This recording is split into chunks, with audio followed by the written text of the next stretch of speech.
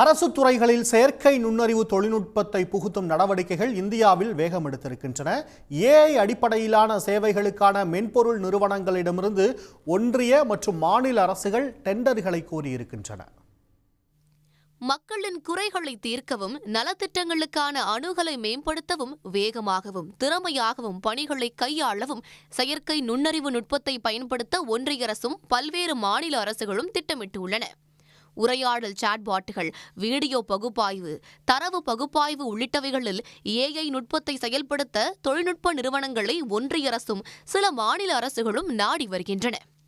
குறிப்பாக மின் இணைப்புகள், இணைப்பு செயலிழப்புகள் மற்றும் பில்லிங் தகராறுகள் குறித்து நுகர்வோருக்கு தெரிவிக்க ஒன்றிய மின் அமைச்சகம் ஜோதி என்ற சாட்பாட்டை உருவாக்கி வருகிறது. மின்னணு மற்றும் தகவல் தொழில்நுட்ப அமைச்சகத்தால் அமைக்கப்பட்ட டிஜிட்டல் இந்தியா கார்ப்பரேஷன் கிளாட், லாமா, GPT-4o போன்ற மாதிரிகளுடன் மை ஸ்கீம் தளத்தை இயக்க ஒரு ஏஐ சாட்பாட்டை நாடியுள்ளது.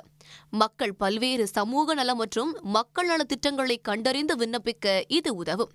தகவல் ஒலிபரப்புத்துறை அமைச்சகம் தனது மொழிபெயர்ப்பு மற்றும் குரல் சேவைகளில் அதிக அளவில் ஏஐ நுட்பத்தை பயன்படுத்த முயற்சி மேற்கொண்டுள்ளது.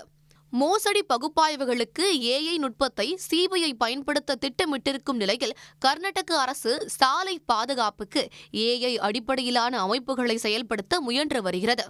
ஒடிஷா அரசும் விலங்குகளின் நடமாட்டத்தை கண்காணித்து மனித வனவிலங்கு மோதலை தடுக்கும் நோக்கில் ஏஐ அடிப்படையிலான வீடியோ பகுப்பாய்வு மென்பொருளை பயன்படுத்த திட்டமிட்டுள்ளது.